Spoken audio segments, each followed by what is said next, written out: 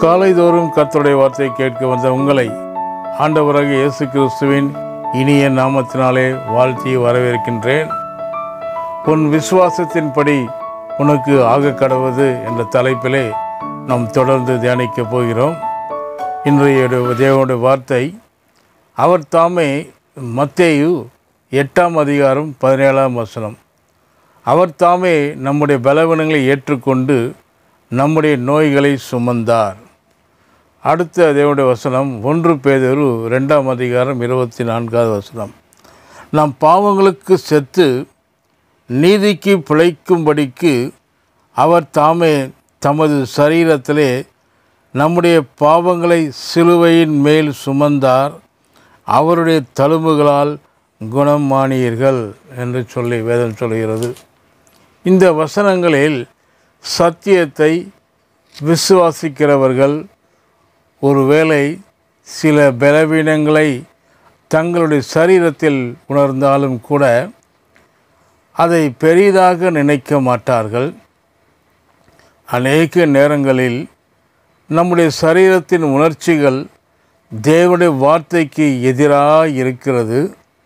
நாம் காண்பதும் கேட்பதும் உணர்வதும் தேவனுடைய வார்த்தைக்கு எதிராக இருக்கும்போது கூட நாம் தேவனுடைய வார்த்தையை தான் விசுவாசிக்க வேண்டும்.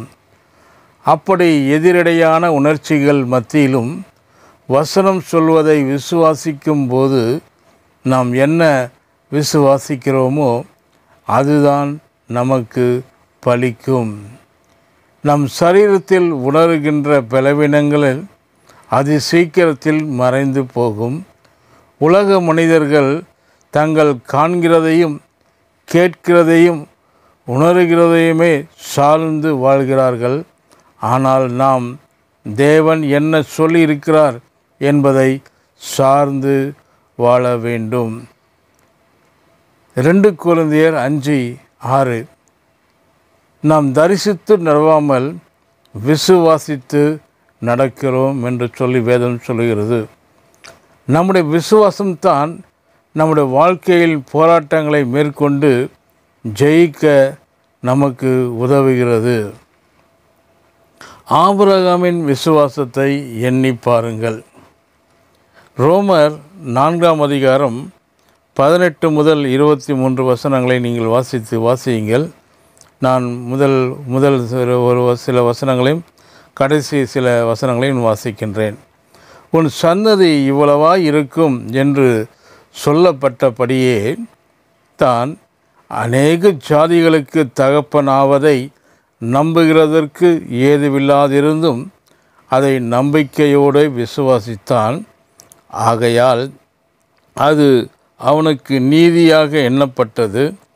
அது அவனுக்கு நீதியாக எண்ணப்பட்டது என்பது அவனுக்கு மாத்திரம் அல்ல, நமக்காகவும் எழுதப்பட்டு இருக்கிறது. இதிலே ஆபிரகாம் சொன்னபடியே விசுவாசித்தான் என்று பார்க்கின்றோம். ஆனால் அவருடைய வாழ்க்கையின் சூழ்நிலைகள், சரீரத்தின் நிலைமையும் உணர்ச்சிகளும் தேவனுடைய வார்த்தைக்கு எதிராக இருந்தது.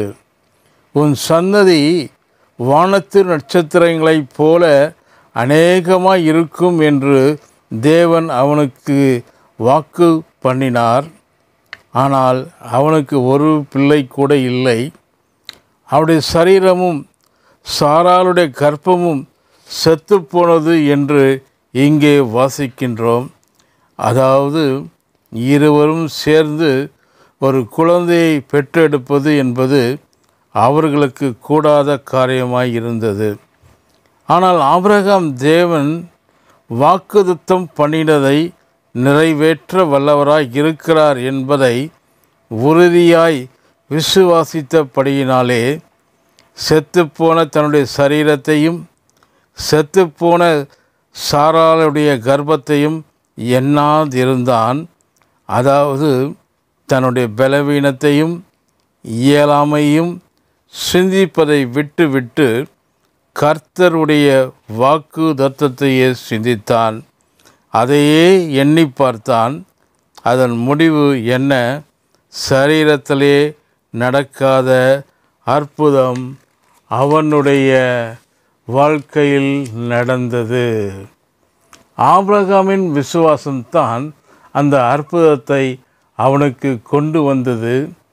ரட்சிக்கப்பட்ட ஒவ்வொருவரும் ஆபிரகாமைப் போலவே தேவனுடைய வாக்குத்தத்தங்களை விசுவாசிப்பதன் மூலம் தேவனுடைய ஆசீர்வாதங்களை சுதந்தரிக்க வேண்டும் என்று தேவன் விரும்புகிறார்.